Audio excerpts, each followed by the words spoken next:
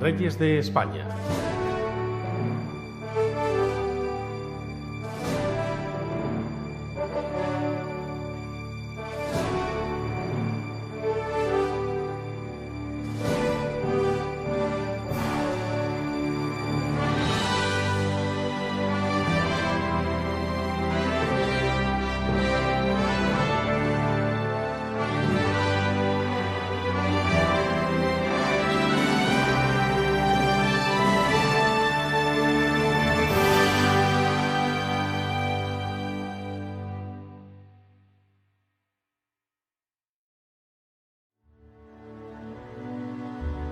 A principios del siglo XIX irrumpió en Europa la figura de Napoleón Bonaparte.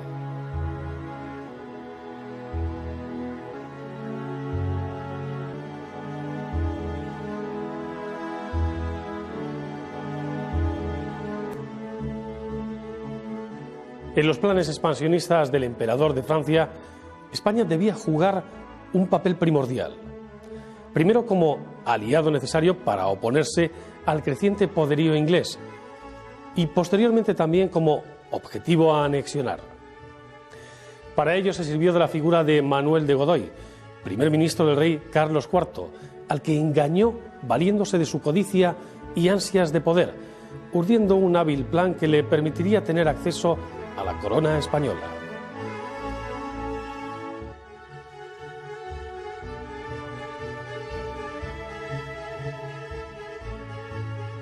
Continuando la política seguida en otros territorios, la corona española, una vez ocupado el territorio, estaba reservada para uno de sus hermanos, José Bonaparte.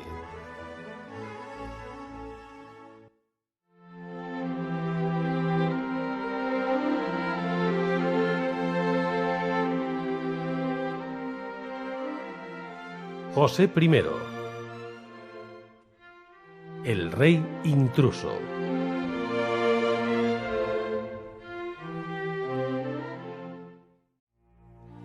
José Bonaparte nace en Corte, un pequeño pueblo de la isla de Córcega, en 1768.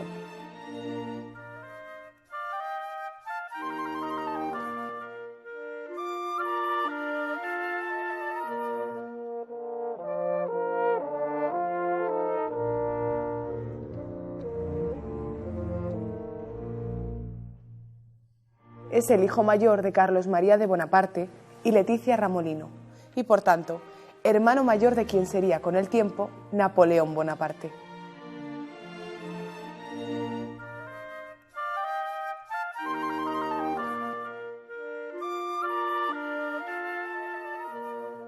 Aunque la idea original de sus padres es que José encauce su vida hacia la carrera eclesiástica, pronto abandona el seminario para cursar estudios de Derecho Civil y Canónigo en Pisa. En 1785 muere su padre.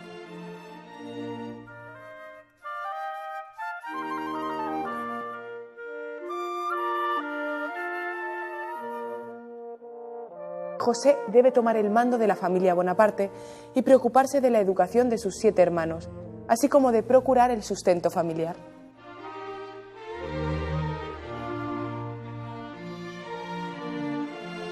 En 1788 es elegido presidente de la Asamblea Insular de Córcega y en 1792 representante de la isla en la Asamblea Nacional de París.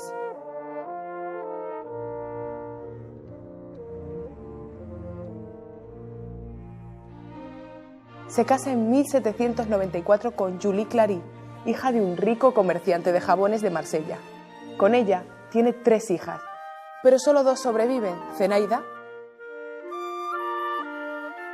y Carlota.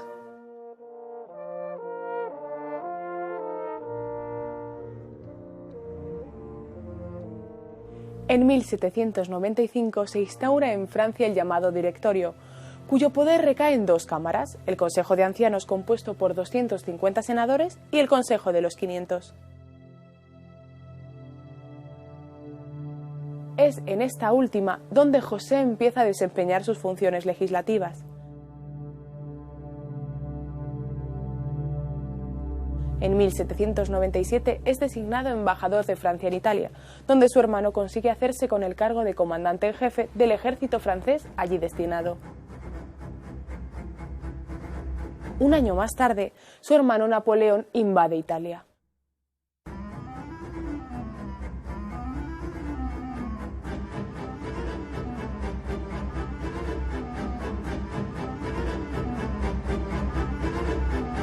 Tras la conquista, se proclama la República Romana y se deporta a Francia al entonces Papa Pío VII.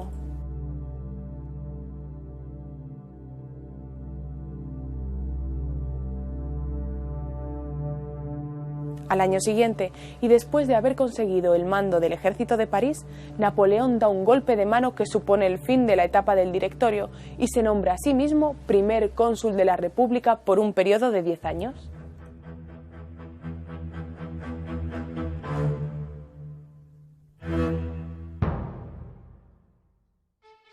Este nombramiento propicia que José asuma distintos cargos diplomáticos, en los que desarrolla una importante labor que hace posible la firma de importantes tratados, como el de Mortefontaine, que reinstaura las buenas relaciones entre Francia y Estados Unidos. En 1801, José I firma el concordato con la Santa Sede, por el que se permite la vuelta del Sumo Pontífice a su sede en el Vaticano, desde su destierro en Francia.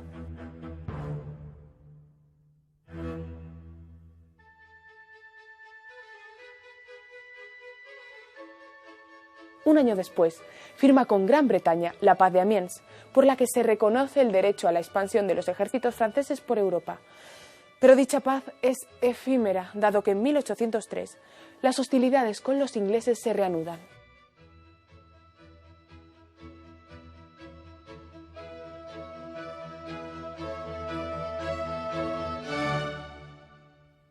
Tras la ruptura por parte de Inglaterra de los acuerdos logrados en la Paz de Amiens, esta forma junto con Austria, Rusia y Nápoles la llamada Tercera Coalición.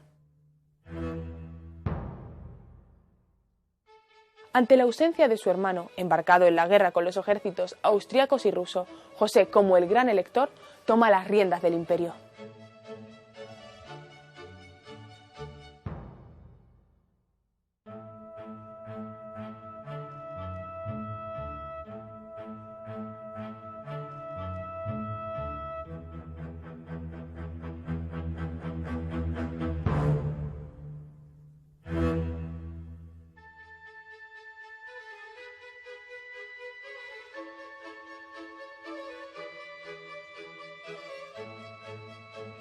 El 2 de octubre de 1804, Napoleón se autoproclama emperador de Francia en la Catedral de Notre-Dame de París.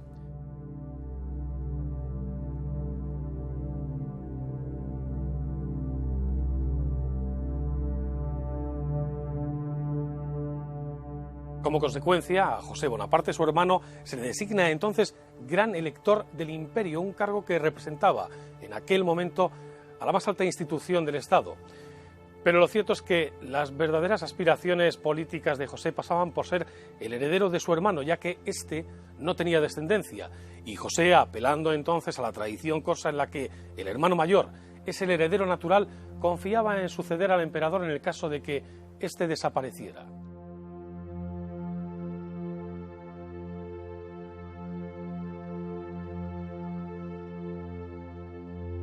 Pero Napoleón, con el fin de hacerle desistir de estas aspiraciones sucesorias, le ofrece a su hermano el trono de Lombardía, región de la península italiana por aquel entonces en poder de Francia. Sin embargo, José no considera realmente adecuado este ofrecimiento y finalmente no lo acepta.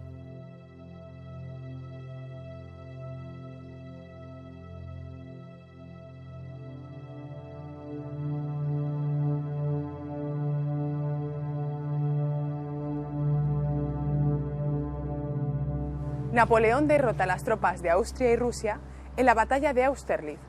Esto posibilita la devolución por parte austriaca de algunas de sus provincias centroeuropeas.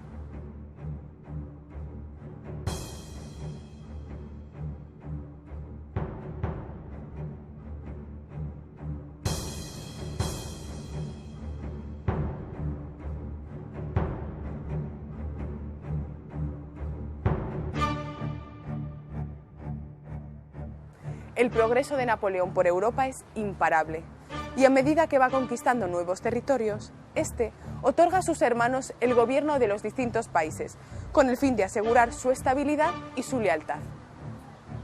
De este modo, se proclaman nuevas repúblicas de hecho, donde la figura del rey representa la más alta institución del Estado, pero esta figura ahora carece del significado que tenía antes de la Revolución.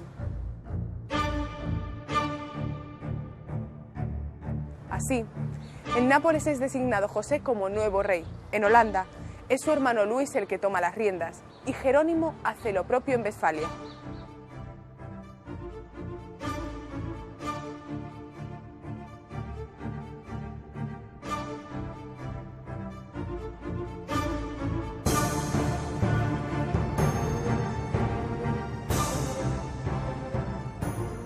Nápoles está gobernado por Fernando IV, hijo del rey Carlos III de España y su esposa María Carolina, que profesa un profundo odio hacia Francia, como consecuencia del ajusticiamiento de su hermana María Antonieta, esposa de Luis XVI.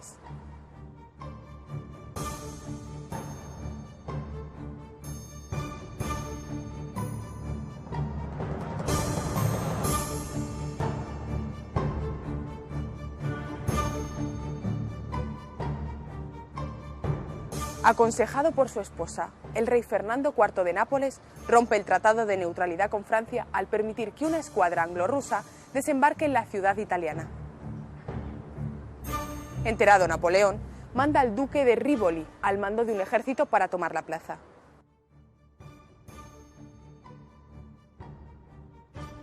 Las tropas napolitanas se retiran sin resistencia y los reyes Fernando IV y María Carolina huyen a Sicilia.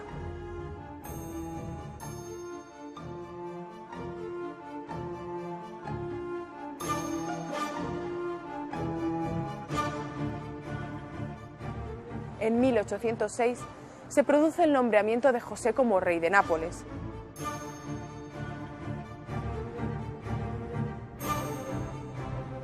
En un intento por ganarse las simpatías del pueblo, otorga puestos honoríficos a ciudadanos napolitanos, aunque los cargos importantes les eran reservados a ciudadanos franceses. Emprende una serie de medidas sociales de gran calado popular. Consigue sanear las cuentas del Estado, así como impulsar la cultura, sobre todo con la enseñanza y el fomento de la pintura y el teatro, del que era un gran aficionado.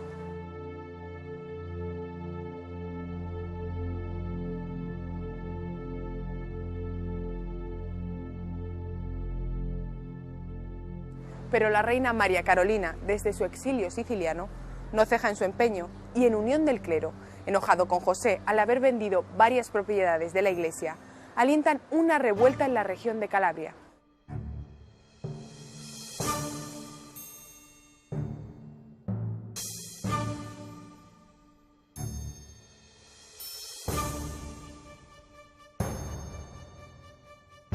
Encabezada por el líder guerrillero Michel Pezat, conocido como Fra Diavolo.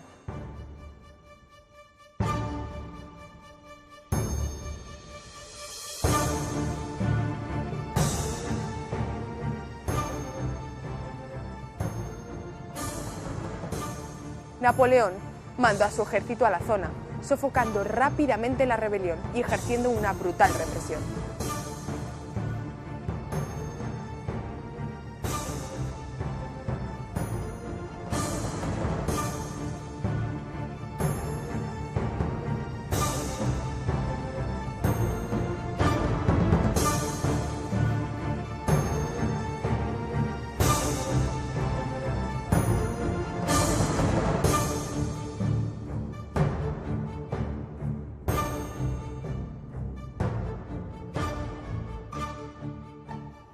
En 1807, Napoleón informa a su hermano José del acuerdo al que había llegado con el rey de España, Carlos IV.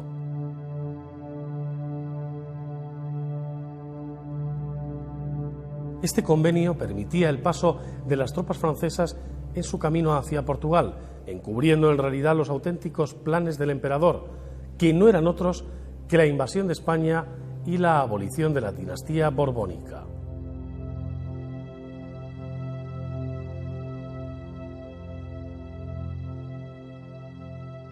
Napoleón manejaba a su antojo al primer ministro español Manuel Godoy, al que había conseguido restaurar en su cargo después de una destitución forzada por sus fracasos bélicos. Como primera medida, había forzado a Godoy a declarar la guerra a Portugal, la conocida Guerra de las Naranjas, en castigo a la negativa del país luso a adherirse al bloqueo contra Gran Bretaña. El 27 de octubre de 1807, Godoy firmaría con Francia el Tratado de Fontainebleau, donde se autorizaba el paso del ejército de Napoleón en su camino a Portugal.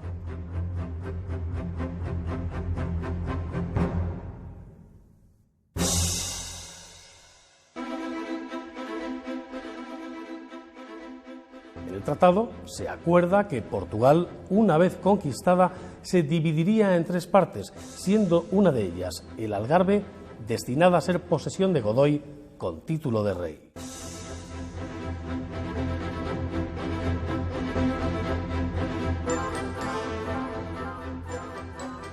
El mariscal Murat entra en 1808 por Cataluña, ocupando las principales plazas de la región.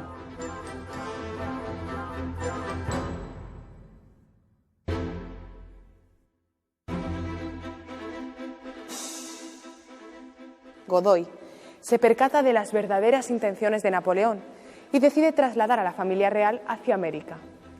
Pero en Aranjuez, el pueblo, enterado de esta circunstancia, asalta el Palacio Real tomando prisionero a Godoy, que inmediatamente es depuesto.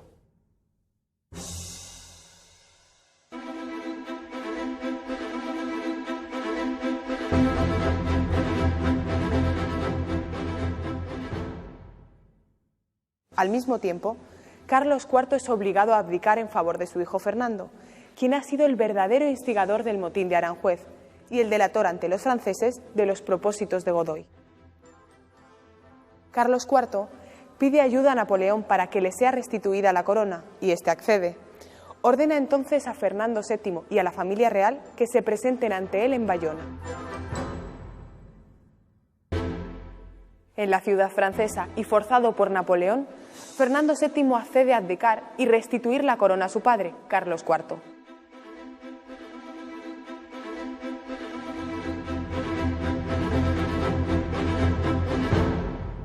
Pero este ha llegado a un acuerdo secreto con Napoleón y a los 2 días abdicará en el propio emperador.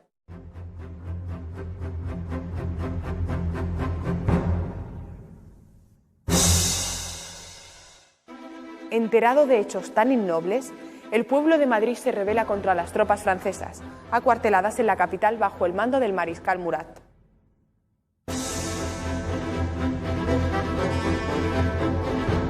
Es el 2 de mayo de 1808. La Guerra de la Independencia ha comenzado.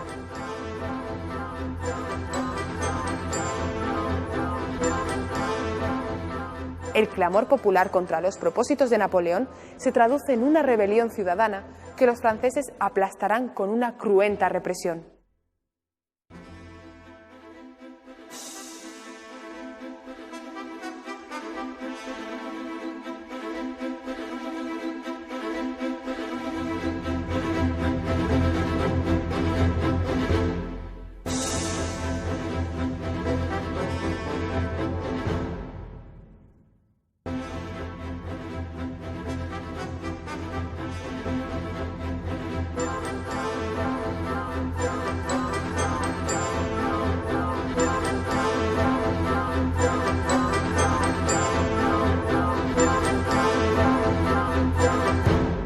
El 6 de junio de 1808, Napoleón hace público el nombramiento de su hermano José como nuevo rey de España, con el nombre de José I.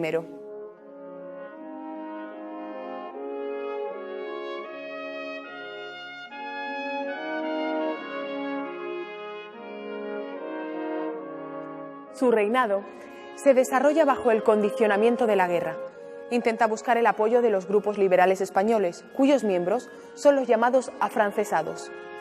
Estos tienen diversos motivos para colaborar con los invasores.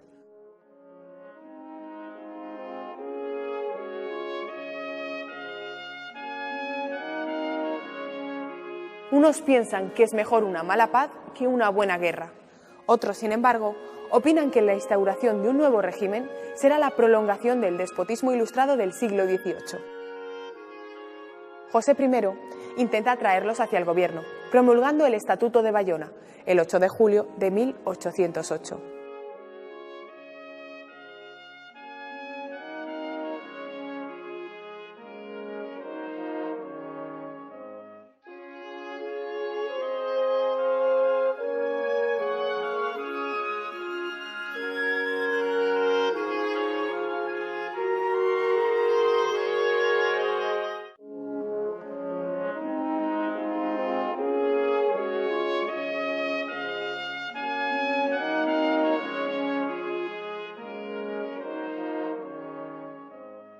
Pues el Estatuto, la Constitución de Bayona, es la primera de las constituciones españolas y es una especie de carta otorgada, en realidad más que una constitución, que tiene mezclas o elementos que proceden del Imperio Napoleónico y mezclados. También hay principios revolucionarios y luego se incorporan algunos elementos españoles de la tradición española para que no resultara tan chocante al pueblo sobre el que se iba a aplicar.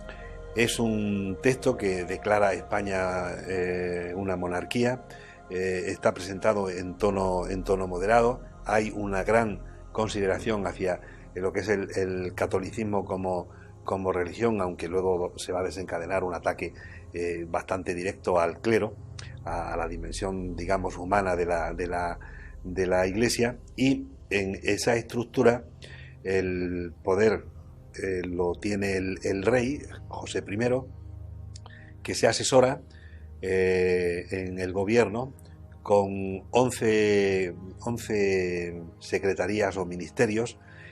Hay algunas que son absolutamente nuevas en España, como el Ministerio de Policía o el Ministerio del Interior, que es el más novedoso y una de las creaciones más importantes de José I. Hay algunas instituciones que no llegaron a funcionar nunca por las circunstancias de la guerra, como el Senado o las Cortes. Las Cortes, por ejemplo, se convocaron en 3 ocasiones y en ninguna de ellas se reunió. Y vigencia como tal, pues solamente la Constitución de Bayona la tuvo de manera muy ocasional, porque la guerra se va a convertir en la principal preocupación del rey, y en la guerra los problemas le venían tanto de los propios mariscales franceses, que no estaban muy dispuestos a secundarlo porque las órdenes del emperador eran mantenerse sobre el terreno, y entonces si había que expoliar o abusar de la población lo iban a hacer, cosa que José quería impedir sin éxito. Y luego estaban los problemas que le originaban sus súbditos rebeldes, los españoles, que no habían admitido la Constitución de Bayona porque no habían aceptado la legalidad de las abdicaciones de Bayona.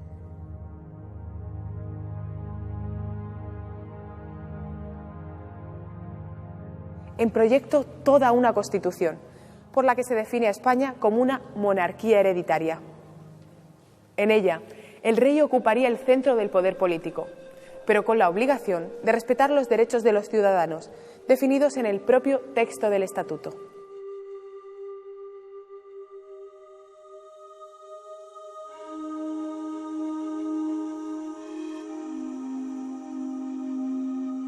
Asimismo, declara el carácter confesional de la nación, señalando que será la religión católica, apostólica y romana la religión del rey y no se permitirá otra.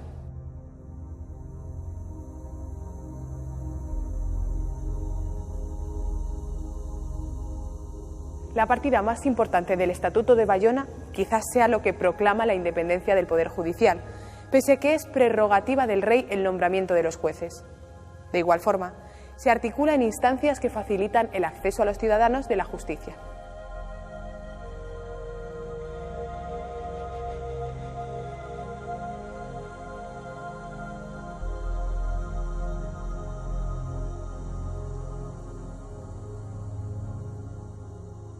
El Estatuto de Bayona fue un intento de ganarse no solo a los afrancesados, sino a la población española, a grandes capas de la población española.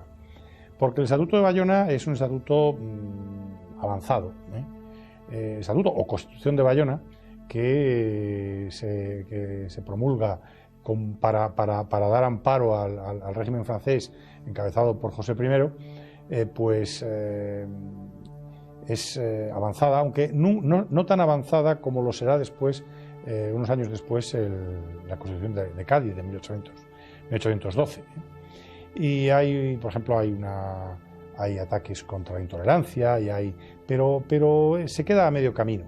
Fue un intento, sin duda alguna, de propiciarse a los sectores más avanzados de la Ilustración española y de luchar contra la tiranía, que de alguna forma estaba representada por el sistema del antiguo régimen, similar al de los monarcas que habían sido eliminados en Francia.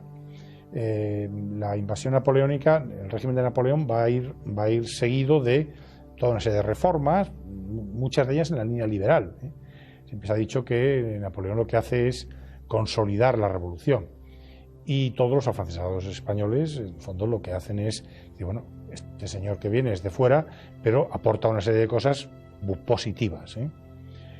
Claro, si yo también lo creo, viendo lo que vino después y viendo lo que fue después Fernando VII y la vuelta de toda el antiguo régimen, la vuelta del absolutismo, etcétera. Pero claro, tenía un defecto de origen muy importante esa Constitución, y es que eliminaba los derechos de la familia real española de los Borbones, que aquí entramos en ese terreno de la lealtad a la monarquía, y más todavía en la época del antiguo régimen, como algo metido hasta los huesos dentro del sentimiento del pueblo español, y de otros muchos pueblos. Y por otra parte, pues era un intruso, era un impostor, era un soberano extranjero, que todo eso pesaba mucho más que los aspectos avanzados, progresistas, liberales, que una serie de personas no obstante vieron, y que no dejaban de tener su parte de razón, como eran estos afrancesados, no dejaban de tener su parte de razón, como ya he dicho, porque desde luego el tiempo demostró con creces que estos avances pues eran importantes. Aunque repito, desde el punto de vista del liberalismo, la Constitución de Cádiz fue más allá que el Estatuto de Bayona.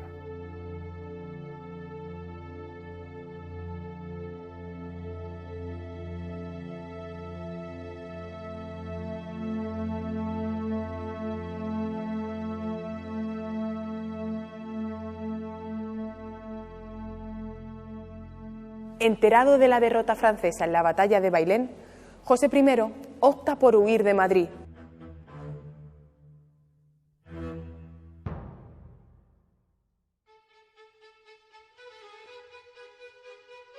Trasladando la corte a Vitoria.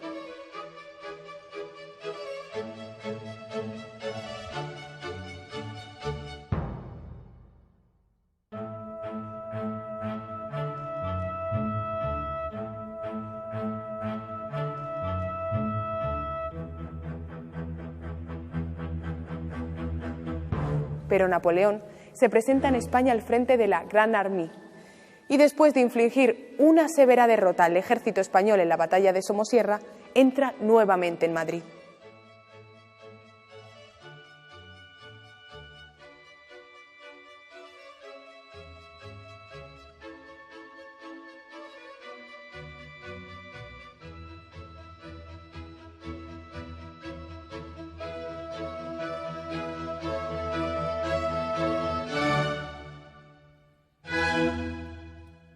Restablecido el poder en Madrid, José I intentó gobernar como un rey, pero el pueblo no lo aceptó nunca, al considerarlo el representante de un ejército invasor. Se le apodaba Pepe Botella por su supuesto carácter bebedor, aunque es verdad que realmente era abstemio.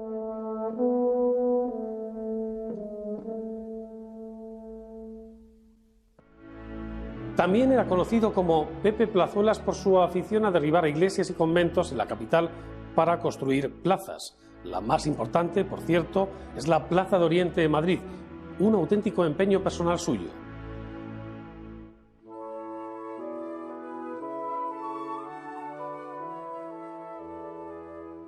José I intentó paliar esa falta de afecto popular con la implantación de leyes que pretendían favorecer a las clases más humildes o con la celebración también de innumerables festejos, pero realmente no terminó nunca de calar en el pueblo. Incluso la no presencia en España de la reina, que nunca terminaría de pisar suelo español, fue un acicate más en su contra, ya que el pueblo nunca tuvo la sensación de sentirse gobernado por una monarquía al uso.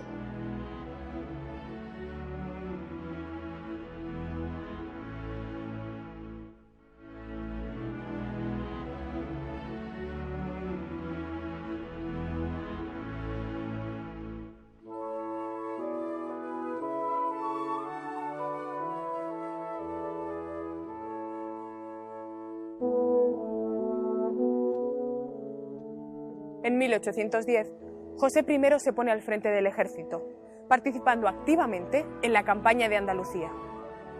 Un año más tarde, desencantado con el pueblo español, viaja a París con el fin de poder abdicar, pero Napoleón no solamente no le consiente, sino que además es nombrado generalísimo del ejército de España y responsable máximo de la campaña militar.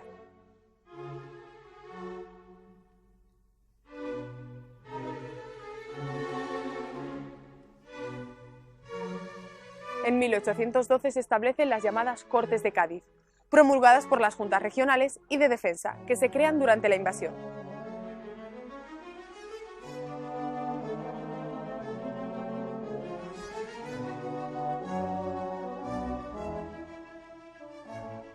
En estas existen tres grandes tendencias: los absolutistas, defensores del regreso de la auténtica monarquía; los liberales, que se inspiran en los ideales de la Revolución Francesa; y los jovellanistas, defensores de las reformas, pero no del carácter revolucionario de las mismas. Como primera tarea de las Cortes, se establece la creación de un cuerpo legislativo sobre el que cimentar un nuevo orden social. El resultado es la Constitución de 1812, conocida popularmente como la Pepa, ya que se promulga el día de San José.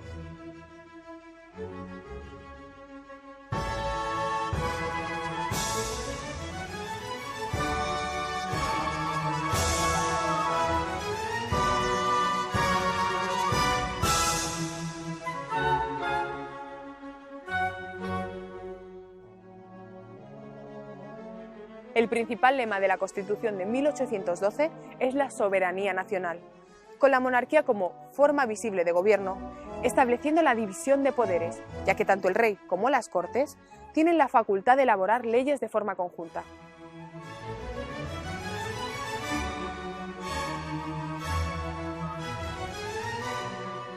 Además, por primera vez, se reconocen derechos individuales, tales como la libertad de imprenta, la igualdad ante la ley o la inviolabilidad del domicilio.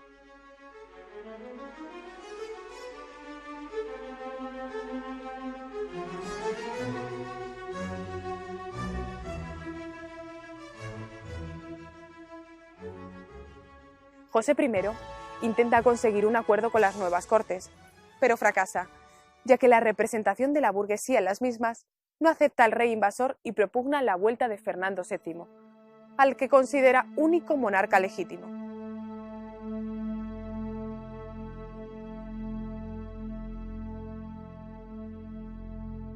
El 22 de julio de 1812, las tropas anglo-españolas al mando del duque de Wellington derrotan a las francesas en la decisiva Batalla de Arapiles.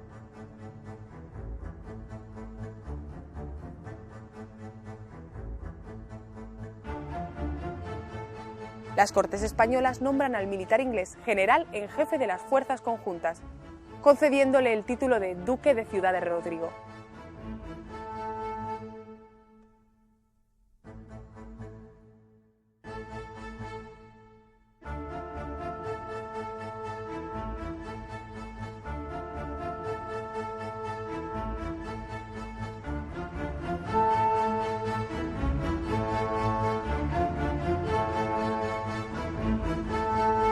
En estas circunstancias, José I opta por abandonar Madrid para dirigirse a Francia, pero el 21 de junio de 1813 las tropas del rey son derrotadas en Vitoria, lo que le obliga a cruzar rápidamente la frontera.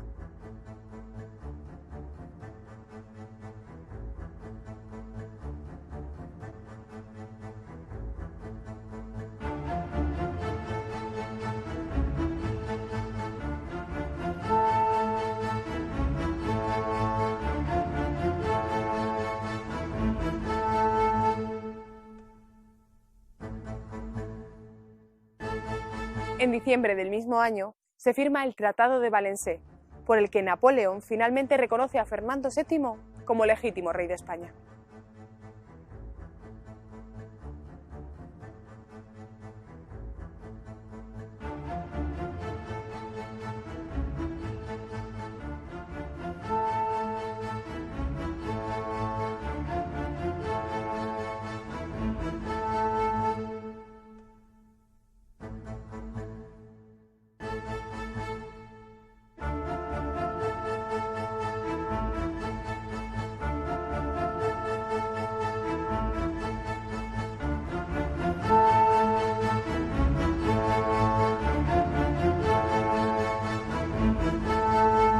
Una vez que abandonó España y después de la derrota del ejército francés en Waterloo, José I se trasladaría a Estados Unidos, donde vivió bajo el título de Conde Surveiller, dedicado a obras de beneficencia y a proteger a los bonapartistas exiliados con la ayuda de la masonería.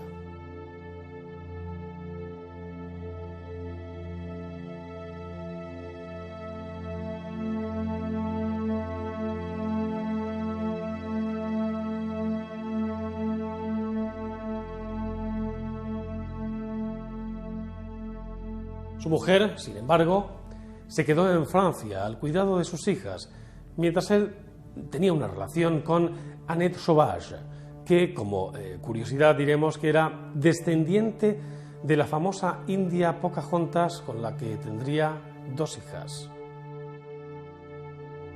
En 1841 consiguió el permiso para retornar a Europa y se trasladó a vivir a Italia, junto a su legítima esposa.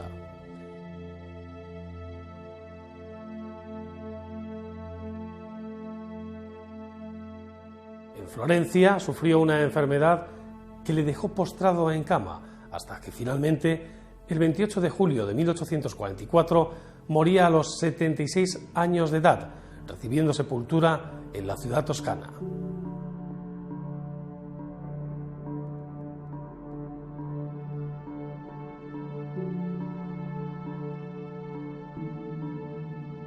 Su sobrino, Napoleón III, ordenó el traslado de sus restos a París, donde actualmente reposan en el Palacio de los Inválidos, junto a los de su hermano, el emperador.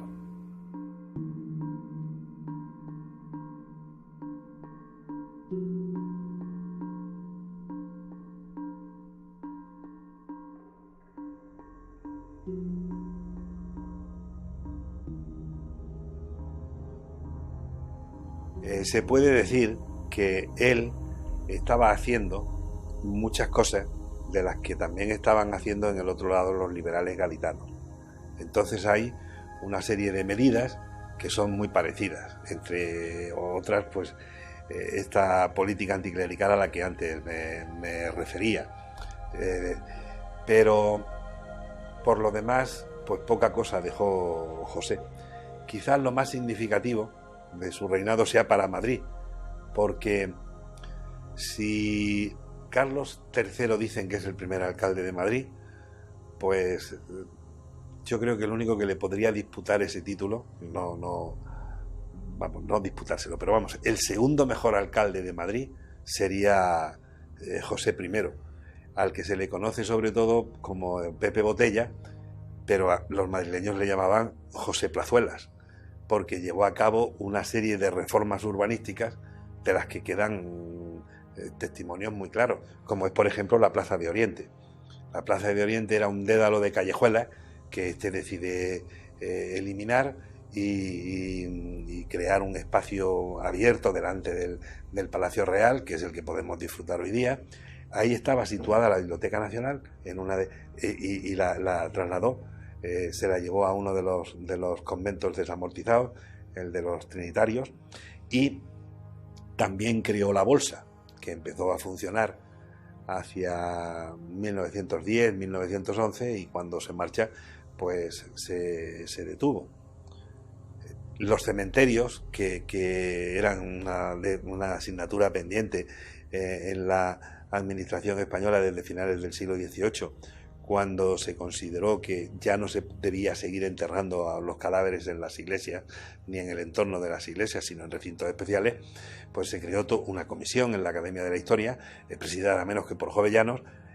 No consiguió la remodelación ni resolver el problema de los cementerios en Madrid, hasta que llegó José I, que proyectó 3, y de los 3 consiguió que empezaran a funcionar 2. Entonces es una figura que, si hubiera tenido otras circunstancias con más opciones, pues a lo mejor estaríamos hablando de uno de los reyes con una buena ejecutoria en la historia de España. Pero claro, esto que yo estoy diciendo son meras conjeturas. José I estuvo en realidad desde principios de 1809, en que llega por segunda vez aquí a Madrid, hasta la primavera de 1813, y en ese tiempo, con la guerra como fondo y con la mayoría de la población española sublevada en su contra, pues pocas opciones tuvo.